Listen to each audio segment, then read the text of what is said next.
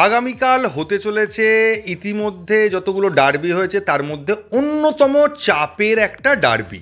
না, চাপটা শুধু মোহনবাগানের কাছে নয়, ইস্টবেঙ্গলের কাছেও চাপ রয়েছে। তো সব কিছু মিলেই আলোচনা করব কেন ডার্বিটা এত চাপের, মোহনবাগানের দিক থেকে কোন জায়গাটা চাপের, ইস্টবেঙ্গলের দিক থেকে কোন জায়গাটা চাপের, সব কিছু নিয়েই আলোচনা করব আজকের এই ভিডিওতে। ভিডিও শুরুতেই জানাই হাইজিন নেস্ট কোম্পানির তরফ থেকে জগদ্ধাত্রী পুজোর শুভ কামনা এবং শুভেচ্ছা। যদিও জগদ্ধাত্রী পুজো চন্দননগরে অনেক দিন আগে থেকেই শুরু হয়ে গেছে। এবার যদি চলে আসি আমাদের আগামীকালের ডার্বি নিয়ে, দেখুন দুটো টিমের কাছে ম্যাচটা দুটো প্রসপেক্টিভ থেকে চাপের। মোহনবাগানের কাছে মাস্ট উইন ম্যাচ এবং ইস্টবেঙ্গলের কাছে ড্র করলেও চলবে।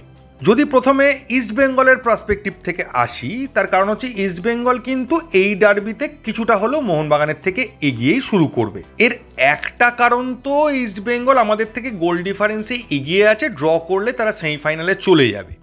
আর একটা কারণ হচ্ছে ওদের টিম আমাদের থেকে অনেক বেশি ছন্দে আছে। কিন্তু ইস্টবেঙ্গলের ক্ষেত্রেও কিছু চাপের জায়গা রয়েছে।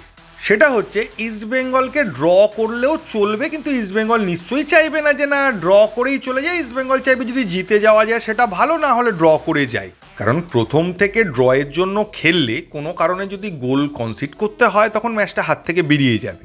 তাই ইস্টবেঙ্গলের কাছে এটাও একটা চাপের বিষয় যে তারা কি করবে, পুরো ডিফেন্সিভ খেলবে নাকি আগে ভাগে অ্যাটাক করে একটা গোল ইন্স্যুরেন্স তুলে নেওয়ার চেষ্টা করবে, যাতে কোনো কারণে যদি একটা গোলও খেয়ে যায়, ম্যাচটা যদি ড্র হয় তাতে তাদের খুব একটা সমস্যা হবে না।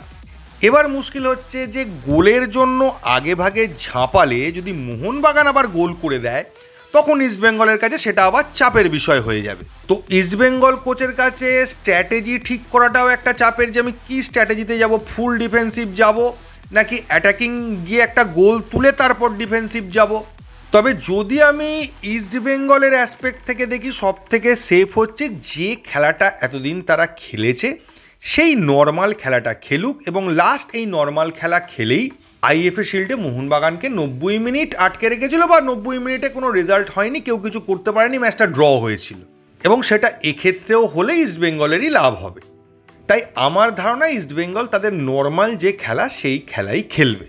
এবং ইস্টবেঙ্গল নর্মাল খেলা খেললে সব থেকে ডেঞ্জারাস যে দুটো প্লেয়ারকে আমার লেগেছে, একটা হচ্ছে মিগুয়েল আর একটা হচ্ছে বিপিন। বাকিরা কি ভালো খেলেনি? না, বাকিরা যথেষ্ট ভালো খেলেছে, কিন্তু এই বিপিনের স্পিডটা যখন তখন পেনাল্টি বক্সে ঢুকে যাওয়া পেছন থেকে এসে, এটা যে কোনো টিমকে ভোগাবে এবং মোহনবাগানকে এই দিকটা নজর রাখতেই হবে। আর মিগুয়েল যেখান সেখান থেকে শট তো করতেই পারে, তার সঙ্গে ডেঞ্জারাস বল বাড়িয়ে দেয়। যে বলটা যে এগিয়ে রয়েছে তার ক্ষেত্রে একটাই কাজ করতে হয়, বলটাকে টাচ লাগানো, তাহলেই একটা গোল পেয়ে যাওয়া যাবে। আর ইস্টবেঙ্গলের দুর্বল জায়গা যদি বলেন, তাহলে মোহনবাগানের সঙ্গে কম্প্যারিজনেই বলুন বা নর্মাল দৃষ্টিভঙ্গি থেকেই বলুন, ইস্টবেঙ্গলের ডিফেন্স কিন্তু তুলনামূলকভাবে একটু উইক।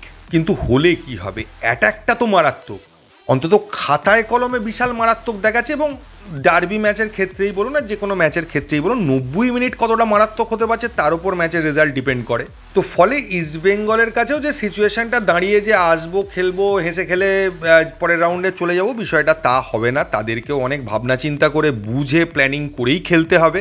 তাই কিছুটা হলেও তাদের ক্ষেত্রে একটা চাপের ম্যাচ হতে চলেছে। যদিও ডার্বি সবসময় চাপের হয়, কিন্তু এটার ক্ষেত্রে ব্যাপারটা একটু অন্যরকম। কারণ মোহনবাগানের বিরুদ্ধে খেলে মোহনবাগানকে শুধু আটকাতে হবে বিষয়টা তা নয়, কোনো কারণে অ্যাগ্রেসিভ বা অ্যাটাকিং খেলতে গিয়ে গোল হজম করে ছিটকে যাওয়ার একটা ভয় তাদেরও থাকবে। উল্টো দিকে মোহনবাগানের অ্যাসপেক্ট থেকে যদি আমি দেখি, মোহনবাগানের কাছে বিশাল চাপের ব্যাপার। যদি প্রথমত দেখুন, আপনি মোহনবাগান কোচ বলুন বা মোহনবাগান টিমের অ্যাঙ্গেল থেকে দেখেন, এই মুহূর্তে মোহনবাগানের ফার্স্ট 11ই ফিক্সড নয়, কোনো ফাইনাল ফার্স্ট 11 এখনো পর্যন্ত পাওয়া যায়নি। মোহনবাগান টিমের 11 জন প্লেয়ার যারা ফার্স্ট 11-এ খেলছে, বা সবকটা প্লেয়ারই বলুন, সবাই কিন্তু ফিট নয়, বিশেষ করে বিদেশিরা। মোহনবাগানের মাঝমাঠে প্রপার বল প্লেয়ার নেই। উল্টো দিকে ইস্টবেঙ্গলের মাঝমাঠ যথেষ্ট টাইট এবং অর্গানাইজড। নর্মাল পূর্ণ শক্তির টিম নিয়ে ইস্টবেঙ্গলের বিরুদ্ধে যখন মোহনবাগান লাস্ট ম্যাচ খেলেছে, তখনও 90 মিনিটে কোনো রেজাল্ট আনতে পারেনি। কিন্তু এই ম্যাচে 90 মিনিটে রেজাল্ট না আনতে পারা মানে মোহনবাগান সুপার কাপ থেকে ছিটকে যাবে। তো স্বাভাবিকভাবে ইস্টবেঙ্গলকে হারাতে গেলে আগের ম্যাচের যে টিম, আগের ম্যাচের যে স্ট্র্যাটেজি, তার থেকেও বেটার কিছু ভাবনা চিন্তা করতে হবে। এবং আমার ধারণা এই কারণেই মলিনার এক্সপেরিমেন্ট। এবার মলিনা লাস্ট ম্যাচে 3 ব্যাক সিস্টেমে খেলিয়ে একটা অ্যাটাকিং ফরমেশন তৈরি করেছিল, যদিও সেই অ্যাটাকিং ফরমেশন থেকে কোনো গোল আসেনি, কিন্তু এটাও আমাদের মাথায় রাখতে হবে ডেম্পো যে খেলাটা খেলেছে সেটা সবার পক্ষে খেলাটা সম্ভব নয়। ওটা ওদের একাডেমিক প্লেয়ার, বাচ্চা বাচ্চা ছেলে, এবং তাদের জান লড়িয়ে দেওয়ার যে মানসিকতাটা আছে সেইটা সব টিমের মধ্যে আপনি ওইভাবে পাবেন না। ফলে একটা ছোট্ট ভুল, আল্ট্রা ডিফেন্সিভ খেলা শেষ। উল্টো দিকে মোহনবাগান এটাও ভাববে যে আমি 3 ব্যাক সিস্টেমে চলে গেলাম, একটা মারাত্মক অ্যাটাকিং খেলতে গেলাম, আর ইস্টবেঙ্গল কাউন্টারে একটা গোল করে দিল, খেলাটা ওখানেই শেষ হয়ে যাবে। আবার নর্মাল ডিফেন্সিভ খেললাম, যেরকম আগেরবার ইস্টবেঙ্গলের সঙ্গে খেলা হয়েছিল 4-2-3-1 ছকেই খেললাম, কিন্তু খেলায় আবার গোল করতে পারলাম না এবং খেলা নো রেজাল্ট হলো, তাহলেও মোহনবাগান ছিটকে যাবে। মোহনবাগানের ক্ষেত্রে মেনলি গোল করতে না পারার একটা সমস্যা বা একটা প্রবলেম লাস্ট ম্যাচ থেকে বলতে পারেন দেখা যাচ্ছে, বা আইএফএ শিল্ড ফাইনালটাকেও যদি ধরেন সেই ম্যাচ থেকেও কিন্তু কিছুটা দেখা গেছে, সেই ম্যাচেও এই ব্যাপারটা হয়েছিল। ফলে মোহনবাগানের কাছে এটা শাঁখের করাতের মতো ব্যাপার হয়ে গেছে যে আমি অল আউট অ্যাটাক করতে গিয়ে যদি কাউন্টারে গোল খাই তাহলেও প্রবলেম, আবার ডিফেন্সিভ ওরিয়েন্টেশন করে তারপরে অ্যাটাক করতে গিয়ে যদি গোল তুলতে না পারি তাহলেও প্রবলেম। তবে আমার ব্যক্তিগতভাবে মনে হচ্ছে যে এই খেলাটায় প্রথম যে গোলটা হবে তার ওপর ম্যাচের ভাগ্য কিন্তু অনেকটাই নির্ভর করে আছে। ইস্টবেঙ্গল যদি প্রথমে গোল করে দেয় তাহলে বলতে পারেন খেলাটা ওখানেই শেষ হয়ে গেল, এরকমই সিচুয়েশন হতে চলেছে যদি হয়। কারণ ইস্টবেঙ্গল একটা গোল পেয়ে গেলে ওরা আল্ট্রা ডিফেন্সিভ খেলবে, ওরা তখন মনে করবে যে যাই হোক না কেন মোহনবাগান কি করতে পারবে, ম্যাক্সিমাম একটা গোল করতে পারবে, এই একটা গোল করলেও ম্যাচটা ড্র থাকবে, আমাদের কোনো চাপ নেই। আবার মোহনবাগান যদি আগে একটা গোলে এগিয়ে যায় তখন ইস্টবেঙ্গলের কাছে এটা মরণ বাঁচন ম্যাচ হয়ে যাবে। ইস্টবেঙ্গলকে যে কোনোভাবে একটা গোল শোধ করতে হবে এবং এই গোলটা শোধ করার জন্য ওদেরকে কিন্তু ডিফেন্সিভ ওরিয়েন্টেশন থেকে বেরিয়ে এসে অল আউট অ্যাটাকে যেতে হবে। আর সেই সুযোগে যদি মোহনবাগান আরও একটা গোল দিয়ে দেয় তাহলেও চাপ হয়ে যাবে, সেক্ষেত্রে কিন্তু মোহনবাগান আগে গোল দিলে ইস্টবেঙ্গল কিছুটা হলেও চাপে পড়ে যাবে। তো আমার ব্যক্তিগত যেটা ধারণা যে মোহনবাগানের তো হারানোর কিছু নেই, কারণ ড্র করলেও ছিটকে যাবে, হারলে তো ছিটকেই যাবে, আলাদা করে কিছু করার নেই, মাস্ট উইন ম্যাচ। তো মোহনবাগানকে প্রথম থেকে একটা অল আউট অ্যাটাকে ঝাঁপাতে হবে যতক্ষণ না ফার্স্ট গোলটা পাচ্ছে। তো এই রিস্কটা মোহনবাগানকে নিতেই হবে। তাতে যদি কাউন্টারে গোল খেয়ে ইস্টবেঙ্গল এগিয়ে যায় তাহলে কিছু করার নেই, এই রিস্ক ছাড়া আর কোনো রাস্তা নেই। আর মলিনার যে স্ট্র্যাটেজিটা আমি দেখেছি, জেনারেলি মলিনা এটাও করতে পারেন যে 60 মিনিট পর্যন্ত ম্যাচটা যেরকম চলতে দিলেন, তার মধ্যে মোহনবাগান গোল করতে পারলো তো ভালো, নাহলে ডিফেন্সটা মোটামুটি ঠিকঠাকই রাখলেন, নর্মাল আগে যে আইএফএ শিল্ডে যেরকম খেলা হয়েছিল সেই রকম খেললেন। 60 মিনিটের পর একটা অল আউট অ্যাটাক করতে গেলেন, সেখানে যা হবে দেখা যাবে। 30 মিনিটের খেলা ইস্টবেঙ্গল কাউন্টারে ঢোকালে ইস্টবেঙ্গল চলে যাবে, মোহনবাগান একটা গোল দিয়ে লিড নিয়ে নিতে পারলে মোহনবাগান অ্যাডভান্টেজে চলে যাবে।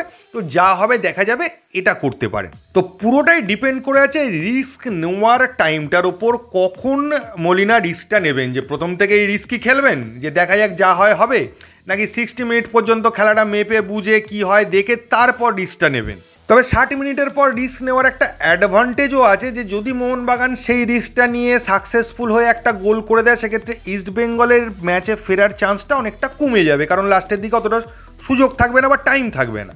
তবে আগামীকালের ম্যাচে ম্যাচ রিডিংটা একটা বড় ফ্যাক্টর, যে ম্যাচটা কোন কোচ বেটার রিড করতে পারছে। আমি সেই দিকে হিসেব করলে কিন্তু অস্কার ব্রুজোকে কিছুটা হলেও 1-2 পয়েন্ট হলেও এগিয়ে রাখবো। ম্যাচ রিড করে যে ডিসিশনটা হবে, যে চেঞ্জেসগুলো হবে, সেটা ফরমেশনের হতে পারে, প্লেয়ারের হতে পারে, সেটাও কিন্তু ডার্বিতে একটা বড় সড়ো এফেক্ট ফেলবে। তো ডার্বির ভাগ্য মেনলি দুটো জিনিসের ওপর দাঁড়িয়ে আছে। একটা হচ্ছে অস্কার ব্রুজোর ট্যাকটিক্স, তার লিমিটেড রিসোর্স নিয়ে। আমি বলবো না যে ইস্টবেঙ্গল আর মোহনবাগানের টিমের রিসোর্স প্রায় সমান, তো সেটা নিয়ে তিনি তার স্ট্র্যাটেজি প্রয়োগ করে কিভাবে ম্যাচটা বার করতে পারেন।